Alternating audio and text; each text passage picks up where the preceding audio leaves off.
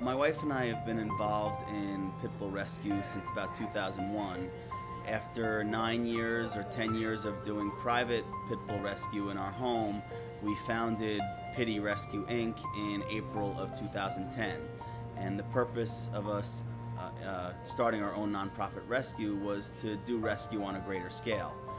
Previously, we were only able to foster, a dog at a time and help out here or there. So now when we founded Pitty Rescue, we can foster 4 or 5 dogs at a time. We have fundraising ability, and we can help not only our own rescue dogs, but the rescue dogs of other organizations as well. The term pit bull is probably one of the most misunderstood terms as it relates to dogs. In reality, there's only one breed of dog that has the word pit bull in it, or pit and bull in it, and that's the American Pit Bull Terrier. It's registered by the United Kennel Club and the American Dog Breeders Association. The problem is the social and public perception of pit bull comprises so many different breeds.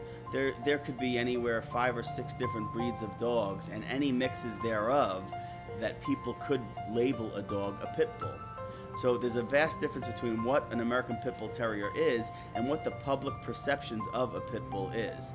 And I think therein lies a lot of the problems with, breed identification, media sensationalism.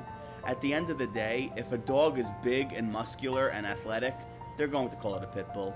And I think that has a lot to do with the negative stereotype and, the unjustly labeling of these dogs as monsters, when in reality they're just like any other dog.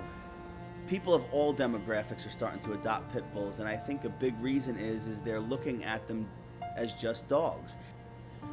When I evaluate pit bulls, or I train pit bulls or pit bull type dogs, and in comparison to other breeds that are out there, I find that they're one of the most loving breeds on the planet. Now obviously I'm biased towards pit bulls because I know that they are genuinely one of the best dogs on the planet. The problem is like any breed, if you have irresponsible ownership, people who are not educated on dog care in general, could be a recipe for disaster. Now as it relates to pit bulls compared to other breeds, temperament-wise, many temperament tests out there, like the American Temperament Test Society, pit bulls score higher than, most of the 200 breeds of dogs that they test. They score higher than golden retrievers and other family dogs. I think pit bulls are discriminated against primarily because of ignorance, lack of education, media sensationalism. They're made out to be these monsters, and they're not. When they're raised just like any other dog is raised in a loving, consistent home, they're wonderful family pets. What people don't realize is, yeah, pit bulls are discriminated against, but so are we pit bull owners. I mean, we're just regular people like anybody else. Why do people cross the street when I'm walking down the block with my pit bull?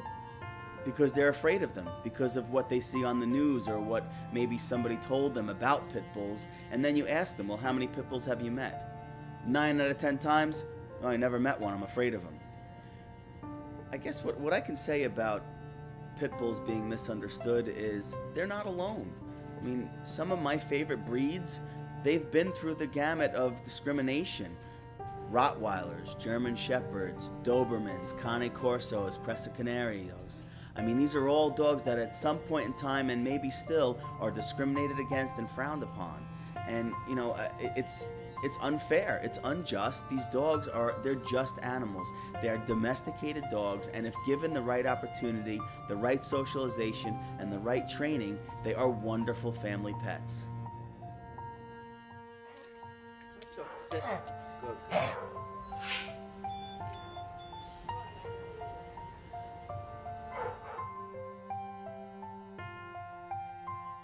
Go down to your shelter, go to a rescue group, adopt, adopt, adopt.